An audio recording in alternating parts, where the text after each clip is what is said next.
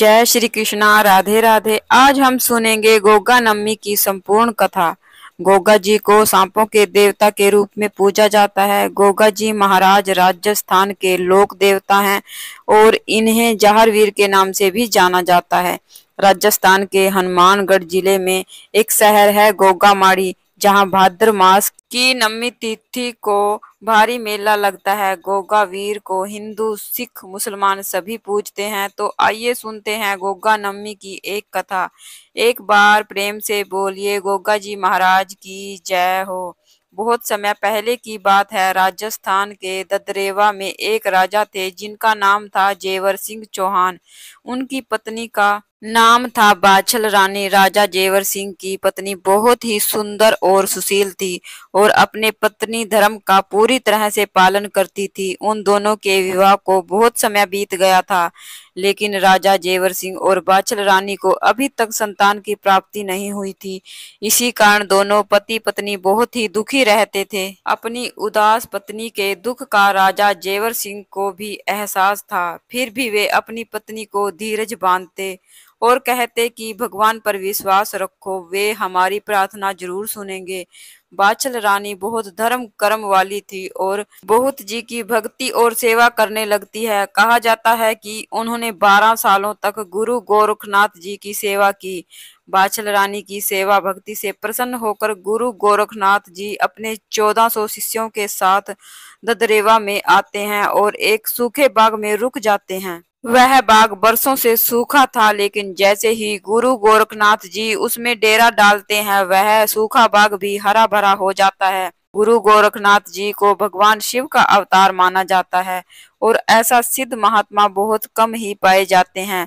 सूखा बाग फिर से हरा भरा हो गया। यह खबर नगर में बहुत तेजी से फैल गई। दर्शन करने के लिए बहुत सारे भक्त गोरखनाथ जी के पास आने लगे। धीरे धीरे नगर में फैलते हुए यह खबर महल तक भी पहुंच जाती है कि बाग में एक बड़े सिद्ध योगी आकर रुके हैं। उनकी कृपा से वर्षों से सूखा हुआ बाग भी हरा हो गया है। जब बाछल रानी को पता चलता है कि गुरु गोरखनाथ जी बाग में आकर रुके हुए हैं, तो बाछल रानी तरह तरह के पकवान बनाकर गुरु गोरखनाथ जी और उनके शिष्यों के लिए लेकर जाती है और गुरु गोरखनाथ जी की सेवा करती है।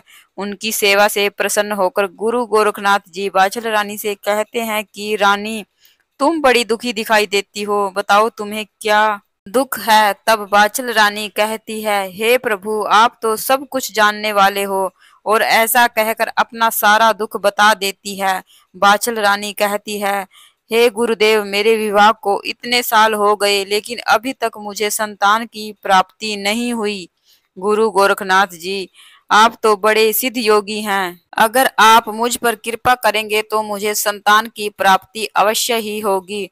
तब गुरु गोरखनाथ जी कहते हैं कि तुमने मेरी बहुत सेवा की है और मैं तुम्हारी सेवा से बहुत प्रसन्न हूँ, इसलिए मैं तुम्हें कल सुबह पुत्र प्राप्ति का वरदान दूंगा। इतना सुनते ही बाछल रानी प्रसन्न हो गई और गुरु गोरखनाथ जी फिर से अपने ध्यान में मगन हो जाते हैं। बाछल रानी बड़े खुशी मन से अपने महल में आती है और अपने पति जेवर सिंह को गुरुदेव की कही हुई सारी बात बता देती हैं कि गुरु गोरखनाथ जी ने कल मुझे पुत्र प्राप्ति का वरदान देने को कहा है। बाछल रानी जब यह बात अपने पति को बता रही थी, तब उनकी बहन काछल भी यह बात सुन लेती है। काछल बाछल रानी की जुड़वा बहन थी, जो देखने में बिल्कुल बाछल रानी जैसी लगती थी और उनकी भी कोई संतान नहीं थी। तो वह सोचती है कि मेरे भी कोई संतान नहीं है, क्यों ना मैं बाछल से पहले जाकर पुत्र प्राप्ति का यह वरदान ले लूं। काछल के मन में पाप आ जाता है। बातों ही बातों में वे अपनी बहन बाछल रानी से उनके कुछ कपड़े और गहने ले जाती हैं और अगले दिन सुबह जल्दी उठकर अपनी बहन बाछल रानी के कपड़े और गहने पहनकर गुरु गोरखनाथ जी के पास पहुंच जाती है। दोनों बहनें जुड़वा थी, देखने में बिल्कुल एक जैसी लगती थी। ऊपर से काछल ने बाछल रानी जैसे कपड़े और गहने भी पहन रखे थे। इसी कारण से गुरु गोरखनाथ जी पहचान नहीं पाए कि यह बाछल रानी नहीं बल्कि काछल है और उसको 2 पुत्रों की प्राप्ति का वरदान देते हैं। थोड़ी देर बाद जब बाछल रानी गुरु गोरखनाथ जी के पास आती है और उनकी सेवा करती है, कुछ समय पश्चात कहती है, हे महाराज, आपने आज मुझे पुत्र प्राप्ति का वरदान देने को कहा था। तो गुरु गोरखनाथ जी कहते हैं, क्या कह रही हो? अभी थोड़ी देर पहले ही तो मैंने तुम्हें 2 पुत्रों की प्राप्ति का वरदान दिया है, अब तुम दोबारा कैसे आ गई हो? अब बाचल रानी समझ जाती है कि उनकी बहन ने उनके साथ छल किया है और वरदान ले गई, तो वह गुरु गोरखनाथ जी को सारी बात बता देती है। गुरु गोरखनाथ जी रानी बाचल से कहते हैं कि धोखे से काछल ने आकर मुझसे वरदान लिया है। इस वरदान से उसे जो पुत्र प्राप्त होंगे वे भी धोखेबाज ही होंगे, पाप और व्यभिचार करेंगे। काछल ने धोखे से मेरा वरदान तो ले लिया, पर मेरा दिया यह वरदान उसके लिए भी अभिशाप बन जाएगा, क्योंकि उसके पुत्र का वंश कभी नहीं चलेगा। मैंने तुम्हें भी पुत्र प्राप्ति के लिए वरदान का वचन दिया है, इसके लिए अब मुझे नागलोक जाकर गग्गल नाम का एक फल लाना होगा।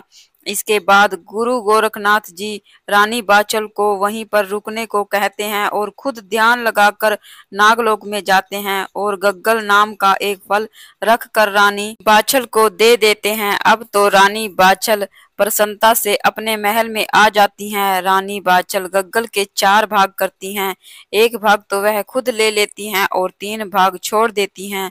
समय आने पर काछल ने 2 पुत्रों को जन्म दिया, उनका नाम रखा गया अर्जुन और सर्जन। फिर बाचल रानी के गर्भ से भी एक पुत्र ने जन्म लिया।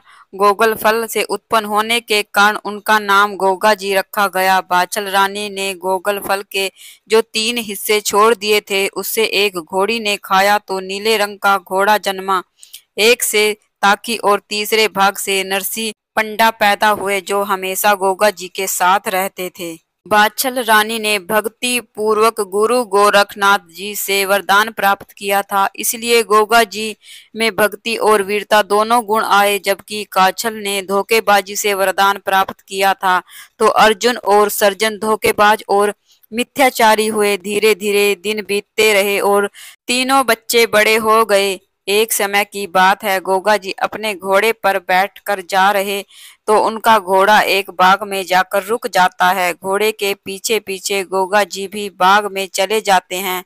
वहां पर सीरियल रानी से उनकी भेंट होती है। सीरियल रानी गोगा जी को देखते ही उन पर मोहित हो जाती है, लेकिन फिर भी एक शर्त रखती है कि हम चौपड़ की बाजी खेलेंगे। यदि आपने मुझे हरा दिया तो मैं आपकी पत्नी बनने को तैयार हूँ, लेकिन यदि आप हार गए तो आपको मेरे यहाँ 6 महीने तक नौकरी करनी होगी। गोगा जी शर्त मान लेते हैं और चौपड़ में सीरियल रानी गोगा जी से हार जाती हैं और कहती हैं कि मैं आपके साथ विवाह करने को तैयार हूँ। तब गोगा जी कहते हैं कि नहीं, ऐसे नहीं, मैं तुम्हें पूरे रीति रिवाज के साथ ब्याह करके अपने साथ लेके जाऊंगा। तब सीरियल रानी अपने पिता से बताती है, तो उनके पिताजी गोगा वीर से उनका विवाह करने को मना कर देते हैं, लेकिन गोगा जी हार नहीं मानते। एक दिन की बात है कि सीरियल रानी बाग में घूमने के लिए जाती है, तो एक जहरीला सर्प आकर उन्हें डस लेता है। बहुत सारे वैद्यों को दिखाया गया, बहुत इलाज करवाया गया, लेकिन कोई भी उस सर्प का विष नहीं उतार सका।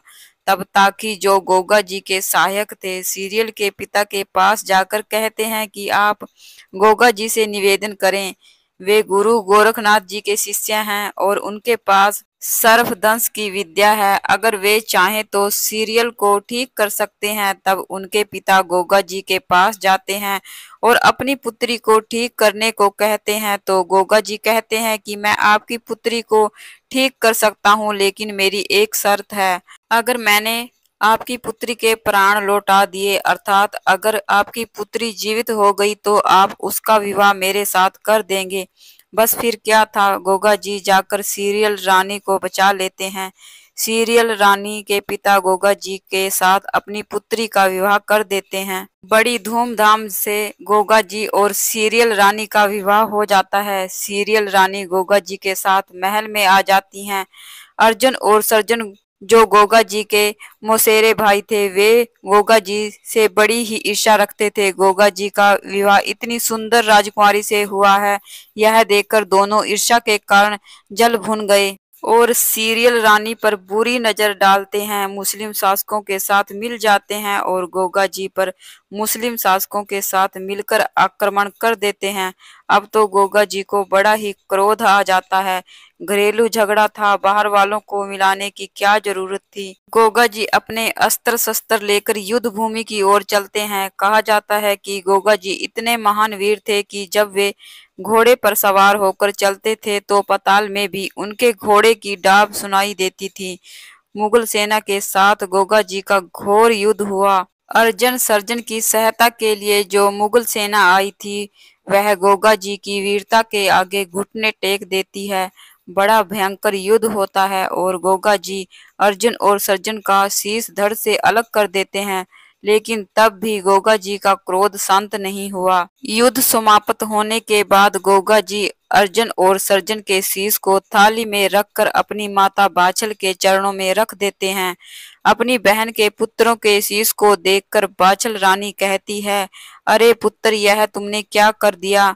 मैं मानती हूँ कि अर्जुन सर्जन धोखेबाज थे, लेकिन फिर भी तुम्हें उनका वध नहीं करना चाहिए था। क्या मैंने इसी दिन के लिए तुम्हें जन्म दिया था। अब तुम मेरी आंखों के सामने से दूर हो जाओ और मुझे कभी अपना चेहरा मत दिखाना। तुमने मेरी बहन और अपनी मौसी को निसंतान कर दिया, उसका वंश खत्म कर दिया।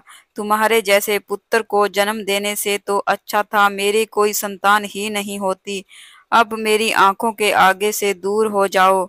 अगर मैंने कभी तुम्हारा चेहरा देखा तो या तो तुम अपने प्राण दे देना, वरना मैं अपने प्राण दे दूंगी। माता के ये कठोर वचन सुनकर गोगा जी को बहुत दुख होता है। माता की इच्छा है कि मैं अपना चेहरा उन्हें कभी नहीं दिखाऊं।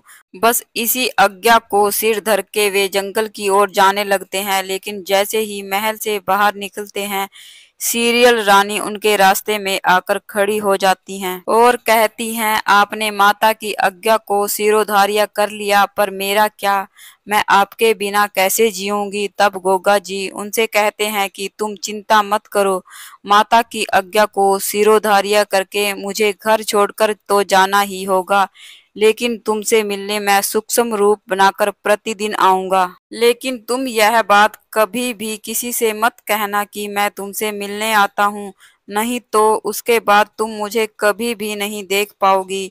सीरियल रानी गोगा जी की बात मान लेती है। बस फिर क्या था, उस दिन से गोगा जी सूक्ष्म रूप बनाकर हर रात सीरियल रानी से मिलने आते और सुबह होने से पहले ही महल से चले जाते। बाछल रानी को इस बात का कुछ भी पता नहीं चला, लेकिन कुछ दिनों के बाद बाछल रानी को संदेह होने लगा, क्योंकि सीरियल रानी तो पहले की तरह ही खुश रहती थी, 16 श्रृंगार करती थी। ऐसा लगता था उन्हें अपने पति के जाने का जरा भी दुख नहीं। बस फिर क्या था, इसी संदेह के चलते बाछल रानी एक दिन सीरियल रानी के कमरे में जाती है। वहां जाकर देखती है तो सीरियल रानी श्रृंगार कर रही थी। अब तो बाछल रानी सीरियल रानी को खूब डांटते हुए कहती है कि तुम्हारे पति जब घर पर है ही नहीं तो तुम श्रृंगार किसके लिए करती हो। अपनी सास को अपने आचरण पर संदेह करते देख तो सीरियल रानी को बड़ा दुख हुआ।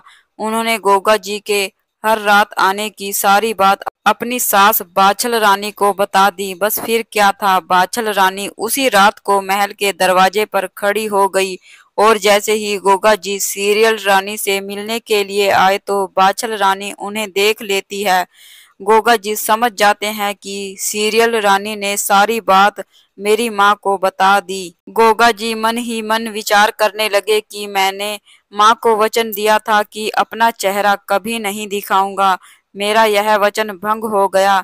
बस यही सोचकर गोगा जी अपने नीले घोड़े को वहीं से घुमा देते हैं और जंगल की ओर जाने लगते हैं। उनके पीछे पीछे बाछल रानी और सीरियल रानी भी जाती हैं गोगा जी को रोकने के लिए, लेकिन गोगा जी नहीं रुकते। गोगा मेड़ी के स्थान पर जाकर गोगा जी अपने नीले घोड़े के साथ धरती में समा जाते हैं और साथ ही साथ बाछल रानी और सीरियल रानी भी धरती में समा जाती हैं। बोलिए गोगा जी महाराज की जय हो, नीले घोड़े वाले की जय हो।